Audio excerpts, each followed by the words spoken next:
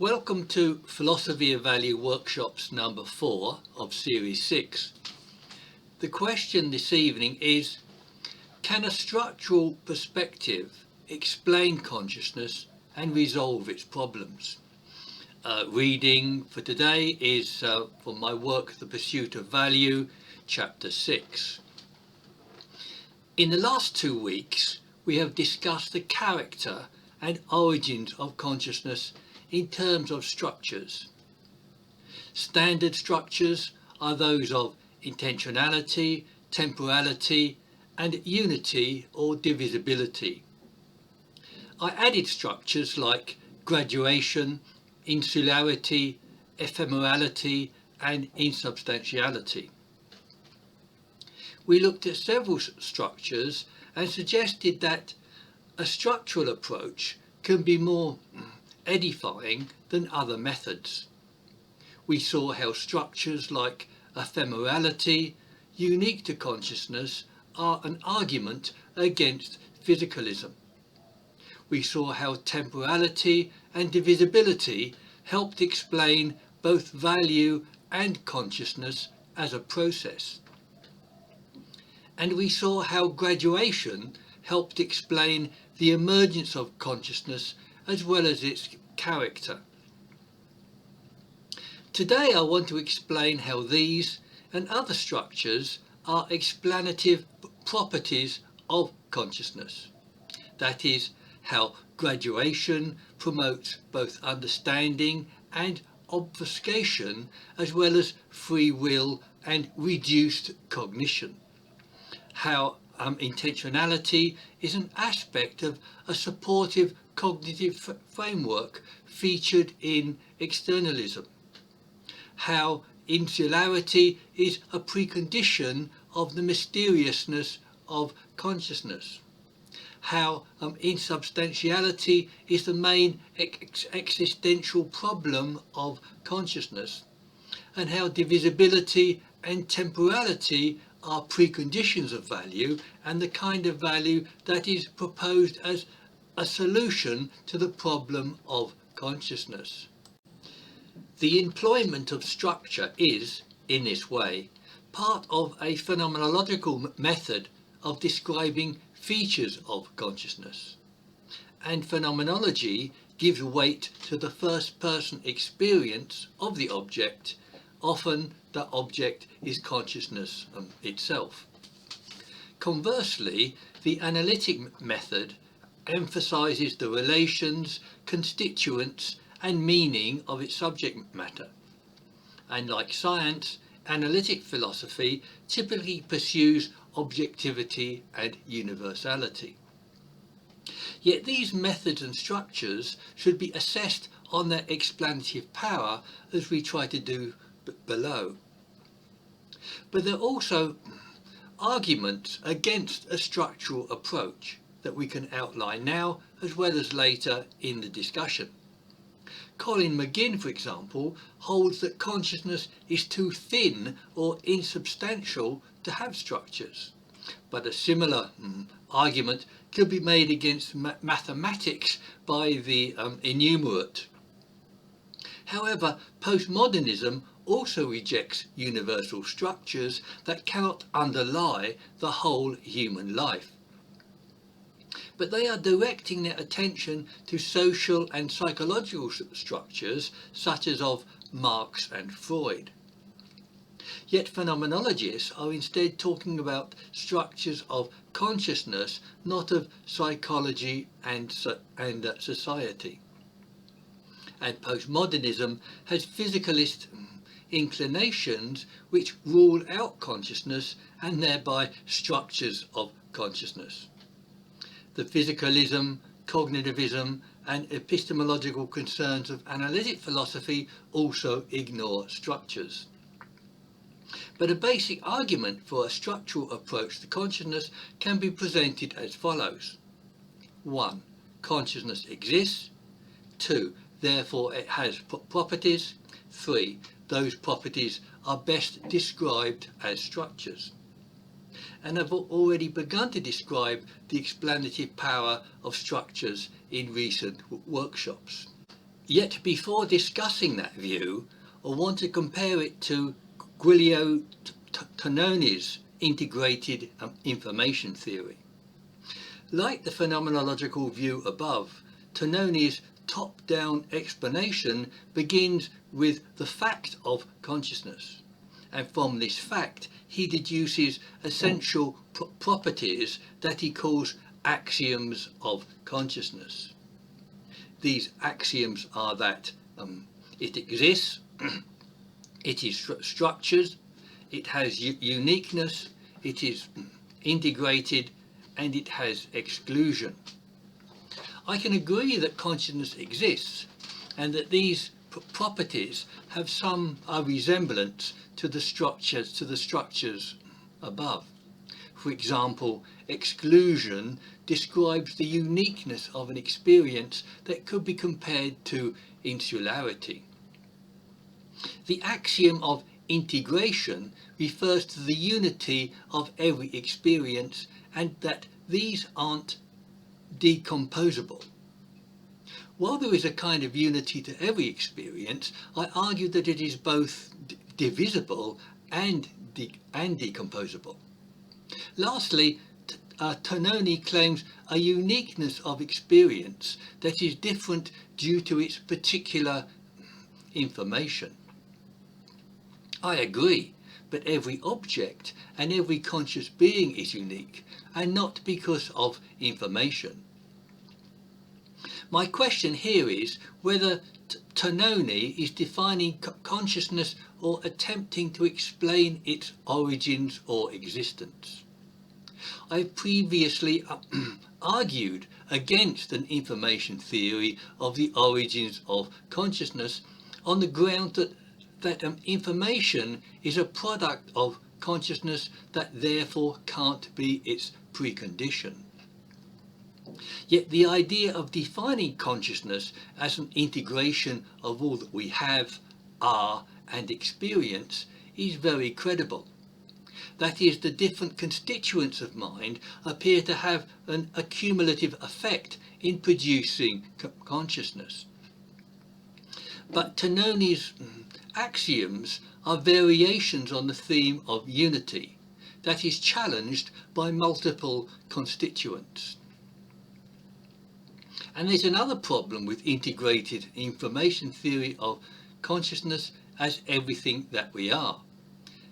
That is, it entails a cognitivist bias in the idea of experience as information, whereas consciousness consists in experiences of affect, will and value, as well as cognition. Tononi's axioms of consciousness provide an interesting extension of the idea of structures. Yet we can begin a discussion of the structures initially proposed with an outline of graduation. Though graduation isn't only a feature of consciousness, but it's also a way of thinking. For example, Descartes, Locke and Kant had a distinctively ungraduated or binary way of viewing things.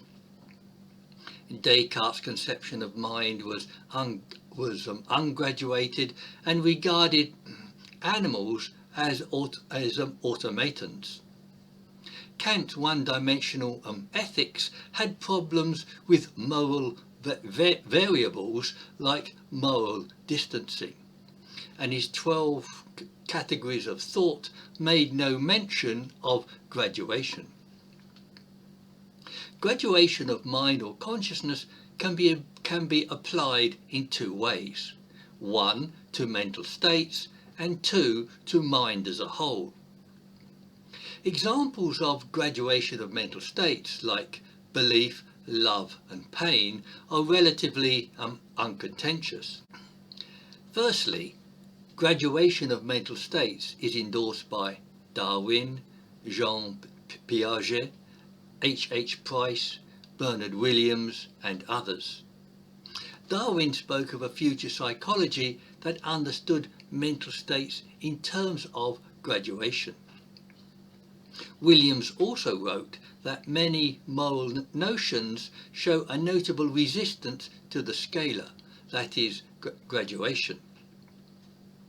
Descartes, Locke's and Kant's ungraduated views also applied to mental states. And Sartre unexpectedly held that either man is wholly determined or man is wholly free. He thereby controversially applied an ungraduated view to the idea of free will. Yet secondly, the graduation of mind as a whole is less familiar and needs to be explained and argued. A case for the graduation of mind can be derived from species evolution and personal development. The argument could go like this. 1. Different creatures exist and individuals develop with different degrees and levels of mind. 2. They all have minds. 3. These are different degrees and levels of mind, 4. Therefore, mental graduation is a fact. Yet graduation of mind is more contentious than graduation of mental states. Again, Williams also rejects what he calls the all or nothing or ungraduated view of mind. John Eccles speaks of progressive development of biological evolution of consciousness. And unexpectedly, the Jesuit Teilhard de Chardin also speaks of degrees of consciousness. But several thinkers like Sartre, Colin McGinn and Tim Bain oppose a graduated view of mind. Sartre holds that it's impossible to conceive of consciousness to the degree to which it is not conscious of itself. But this is contestable because consciousness can have less awareness of its own existence, for example in the case of chimpanzees. And Tim Bain also rejects degrees of consciousness, saying that people cannot be more or less dead or alive. This is an unfortunate analogy, as science shows death can't be definitively determined. McGinn states that one of the few things we can say about consciousness is that it is not a matter of degree, and the emergence of consciousness must be compared to a sudden switching on or off of a light. But this is a telling metaphor of electric light rather than the gradual changes of natural light at dawn. McGinn further argues that the concept of consciousness doesn't allow borderline cases of sentience, and that either a creature definitely is conscious or is definitely not. But examples of borderline consciousness can be found in insects, mollusks, sponges and jellyfish. Therefore, McGinn's case against graduated consciousness seems to flounder. But such binary thinking is a misapplication of the principle of excluded middle popular in analytic philosophy. The excluded middle is an argument in logic that can be misapplied to minds or matter. The argument is that an item either exists or doesn't exist, it can't partially exist. For example, in logic, half a house or half a mind must be conceived as complete concepts. But in the non-logical world, half a house can be legitimately conceived as only half a house. Similarly, half a mind can be legitimately described as such from the perspective of that mind. But there's a problem of justifying the particular perspective of conceiving the half as a half or a whole. In logic, the half must be conceived as a whole. Yet personal identity legitimizes the perspective by which I can judge that half a mind is half a mind. My point is that the excluded middle can be illegitimately applied to mental and material items. and that a phenomenological approach to the mind is more appropriate than analytic. The above outline a few arguments about the graduation of consciousness which also help to explain it. So I now want to first employ graduation to explain the difficulty of apprehending consciousness.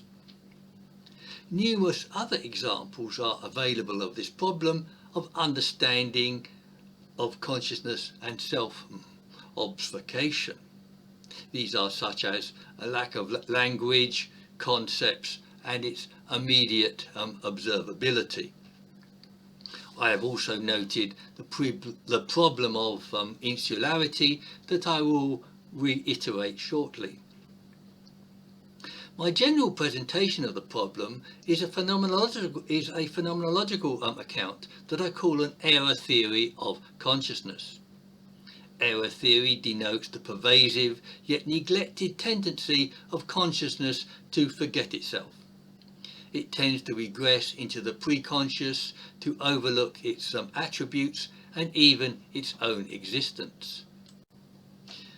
My argument for obfuscation and self-obfuscation from regression proceeds in the following way. To begin with, consciousness expresses different characteristics at different levels. Pre-reflective or typically animal consciousness is not explicitly aware of its own existence. Human consciousness typically has such capacities as personal identity and is self-aware. But reflective consciousness isn't fixed, guaranteed by God or by Sartrean claims of impossibility. It is a product of neurology and other factors like relations with the external world. It's subject to loss of capacities in weakness, sleep, senility, coma, and eventual cessation in death. Therefore, the relatively new and fragile capacity of self-awareness is subject to regression into earlier states, and earlier states of consciousness lack self-consciousness. Goethe describes this tendency to regress into more primitive states in the following way. Man cannot persist long in a conscious state. He must throw himself back into the unconscious, for his root lives there. Yet I also want to briefly explain self-obfuscation by what we can call the immersion of consciousness in itself. Self-consciousness is prone to overlook its own processes and perceptions in which it is immersed. That is, because the preconditions of consciousness must be invisible in order to unencumber thought and action. So we look through a transparent consciousness to observe its objects. If the machinery of consciousness were observable, we would be overwhelmed by it. In this sense, consciousness needs to be transparent even to self-consciousness. So this kind of transparency leads consciousness to forget itself and even overlook its own existence. There are many examples of metaphors that illustrate this problem of immersion and oversight. For example, not seeing the wood for trees, that is, human consciousness is like a fish unaware of the water it swims in or is immersed in. And we could also note that the presence of air was overlooked until discovered by a Greek with an upturned vessel in water. I earlier noted that graduation can be applied as a way of thinking as well as a property of mind and mental states. In respect to thought, we can note two applications of graduated cognition in states like belief and knowledge. One, as a graduated cognitive framework used as a moral criterion in different degrees of support. Two, as a graduated cognitive framework that helps to explain the mysteriousness of consciousness. Firstly, as applied in moral fortitude or independence, where unwarranted cognitive support is self-indulgent. Moral fortitude is doing the right thing without social or cognitive support. I describe this as attenuated cognition with less or absent cognitive support. I previously explained this with externalism of external frameworks and intentionality, and I use the example of the different support needed by a 5 or a 25-year-old. Another example could be found in the existentialist's relish of inadequately informed choices. These are occasions of existential choice, freedom, and authenticity, where the person is thrown back on his own resources to make the choice. Sartre's spirit of seriousness in inauthentically accepting values as objective is another example. Secondly, attenuated cognition can also be an explanation of the mysteriousness of consciousness. Freud, Russell and Wittgenstein described mysticism variously as a sense of oneness with the universe, interrelatedness, and feeling the world as a limited whole. Other mysterious objects are God, being, the universe, flying saucers, and the totality of things. An explanation is found in the kind of perception produced by limited context or background understanding. Standard perception involved contrast and reference to a background of understanding. But self-consciousness cannot compare itself to other objects of the same type in the same way. Mysteriousness thereby exhibits a particular mode of attenuated cognition. 2 weeks ago, I also explained mysteriousness of consciousness with the structure of insularity. That is, insularity describes an aspect of self-consciousness that is a form of epistemological solipsism. This is a form of attenuated cognition as a lack of contrasting background or non-referentiality. That is, consciousness, as I've said, cannot compare itself to other objects of the same type in the same way. I can compare or contrast myself to physical objects, but these are not objects of the same type as myself. I can compare or contrast myself to other conscious beings, but not in the same way as myself. This is because I apprehend myself directly in a way that I don't apprehend others. And because I cannot compare myself to other objects of the same type in the same way, I apprehend myself differently. That is, on the standard model, perception requires contrast and context like a white spot on a blackboard. But this kind of contrast, context or background is denied through self-consciousness. And this produces a different kind of apprehension that I call attenuated cognition. There are several interesting consequences of attenuated cognition that I want to mention. Firstly, attenuated cognition provides another reason why consciousness is difficult to understand. That is, understanding calls for a contextual apprehension of the object in question. But a contextual apprehension of consciousness is, as explained, problematic. This is because of the singularity that produces attenuated cognition. Secondly, as noted, attenuated cognition and insularity explain the characteristic mysteriousness of consciousness. Insularity produces a singular mode of apprehension which is at odds with the default condition of divisibility. hence insularity thereby produces the anomalous state of mysteriousness and self-obfuscation. I regard divisibility as a broad structure having application across the whole spectrum of mind. That is, from explaining perception to the separateness of individual people, modalities of mind, and to value.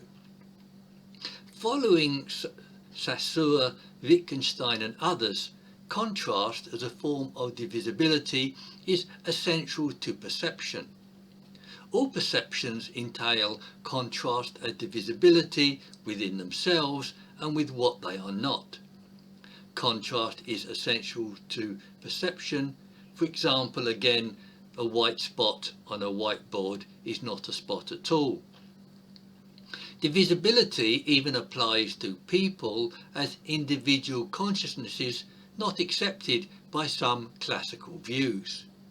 For Schopenhauer and Feuerbach, consciousness doesn't depend on individuals, they only participate in it. But Bernard Williams and others regard individual separateness as a premise of modern thought. Yet divisibility is also crucial and applies to the individual mind or consciousness in many ways. For example, in split brains and minds, in schizophrenia, in modes of consciousness and the unconscious, and in affect or cognition. A modular model of mind divided in various ways is also offered by Jerry Fodor and others. Divisibility also applies to every instance of perception, to every item, and to the production of value. The opposite unity view is held in religion and by Descartes, Locke, Kant, and moderns like Searle and Bain. Yet there is a terminological as well as an ontological disagreement here about the unifying feature. What unifies mind? Is it functional, organisational, cognitive, or phenomenal, such as personal identity? In my view, the question of the divisibility or unity of mind hangs on approach as well as ontology. That is, perceptual contrast, cognitive division, compartmentalisation, bipolar events, and split brains are facts. But all these things happen in a single organism, in a single timeline that I identify as myself. My thoughts aren't in one place and my feelings are in another. They are all integrated in what I regard as myself. Yet radical divisibility of consciousness is nevertheless a fact of human existence. I now want to outline how the structures of divisibility and temporality produce value. That is, divisibility produces a hiatus and tension within consciousness that is expressed as value. Such can be seen in the work of phenomenologists. Phenomenologists generally make a close identification between consciousness and value.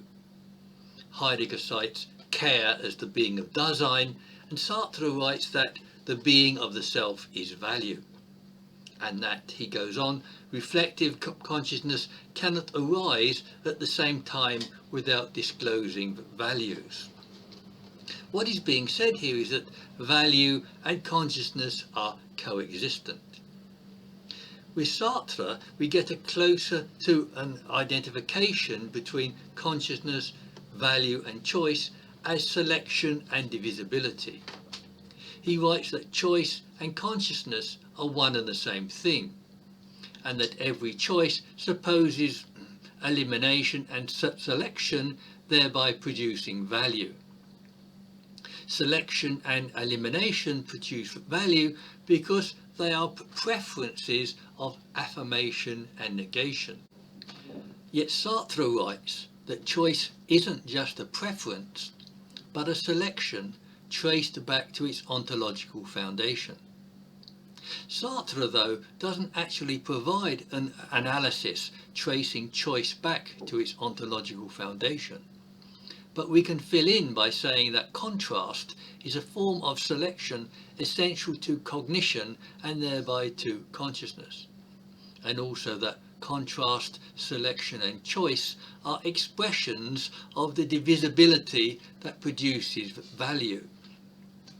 An example is when I look left or right, I affirm what is on my right and negate what is on my left.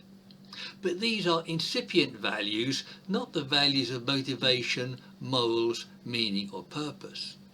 Yet a further process of temporality as well as divisibility can explain these stronger values. That is, we find ourselves in a world of time or temporality as well as diversity, divisibility, selection and choice. The diversity of the world demands selections and choices that produce value. Yet consciousness is also moving through time as well as through diversity in space. Judgments and values must be continually produced to cope with the flow of existence. Again, I look to my left, I see a window. I look to my right and see a door. I choose to walk through that door. Outside, I find someone lying on the floor. What do? Help, walk past, or ignore the person? Now we need a recourse to an ethics of value that I discussed in a later workshop, yet we have nevertheless reached the point of explaining the emergence of value into the world. But in opposition to explaining even incipient value in terms of initial selection and choice, socially and genetically produced values might be cited as exceptions to this explanation. Yet such are latent values which only become values on selection as preferences of mental states. These structural accounts explain both the origins and functions of value. I now want to discuss the structure of insubstantiality as the problem to which value is proposed as a solution. Yet the existential problem of insubstantiality can be seen as a result of other structures. Temporality produces impermanence, change, choice, responsibility and anxiety. Divisibility creates problems like personal fragmentation, internal conflicts and alienation. Graduation means that we not only develop but also diminish and eventually die.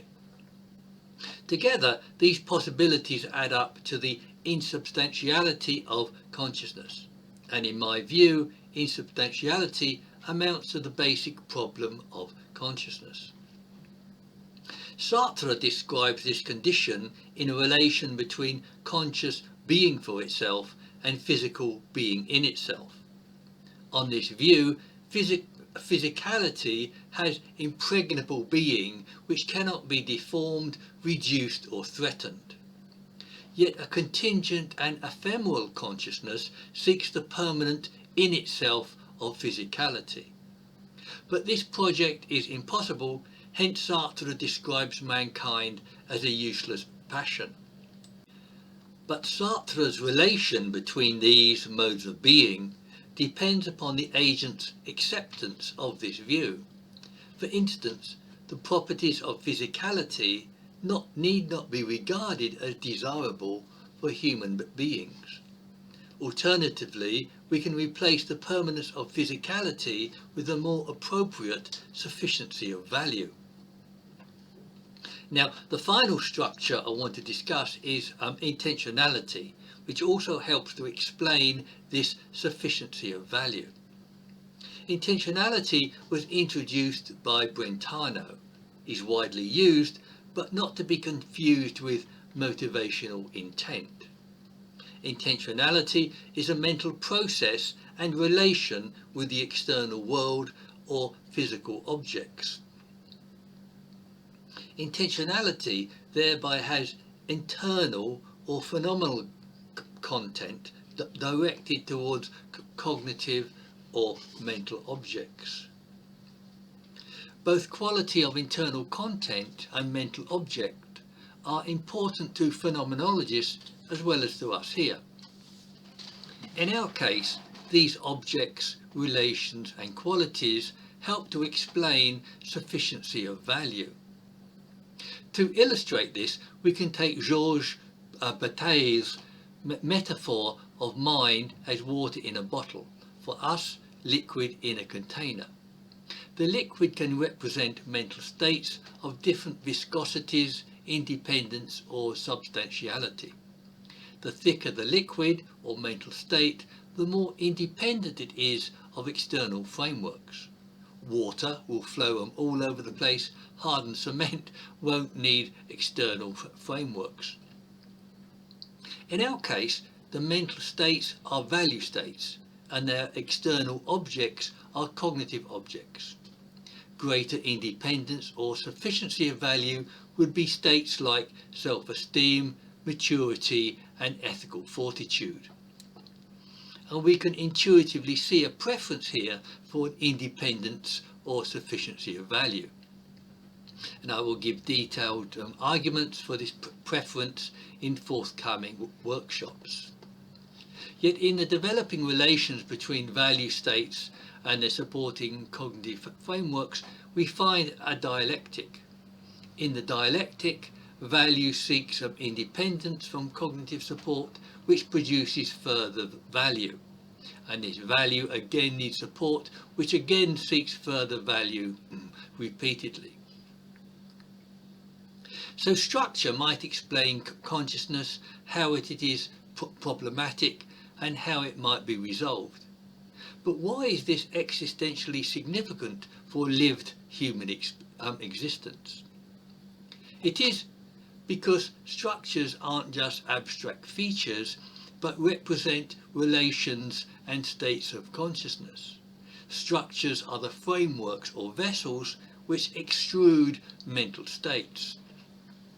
Structures are the vehicles or crucibles of cognition, affect, feeling, will and value.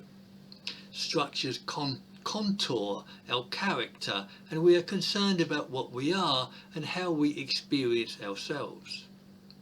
So on this view, structures aren't just concepts with which to understand ourselves.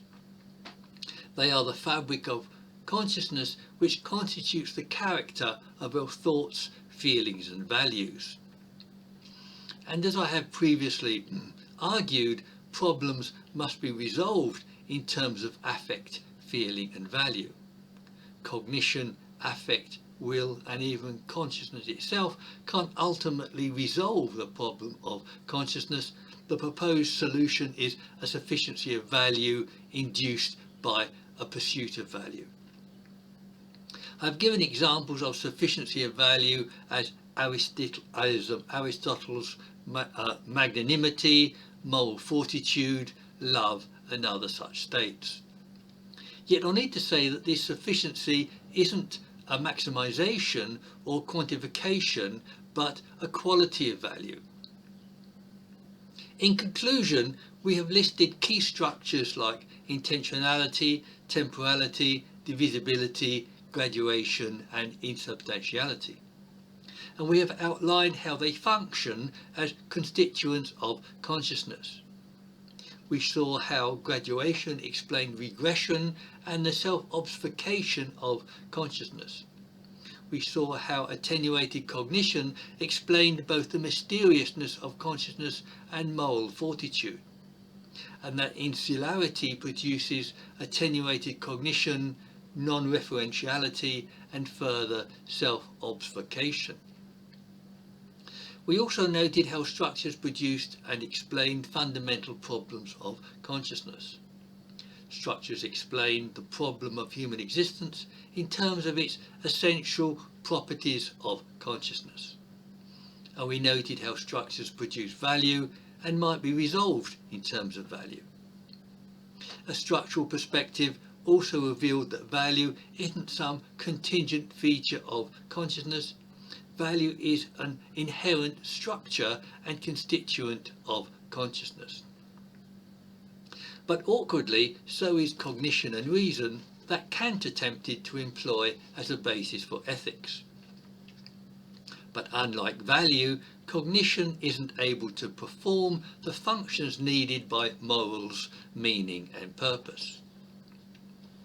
So my objective was to explain existential problems of life and their solutions in terms of consciousness. Yet structure also helps us to understand consciousness and provides a theory of consciousness. So this is the last of 3 workshops on consciousness. The next 3 will be on applications of value in meaning, religion and ethics. The final 3 will be on value and the principles of the will to value and a sufficiency of value.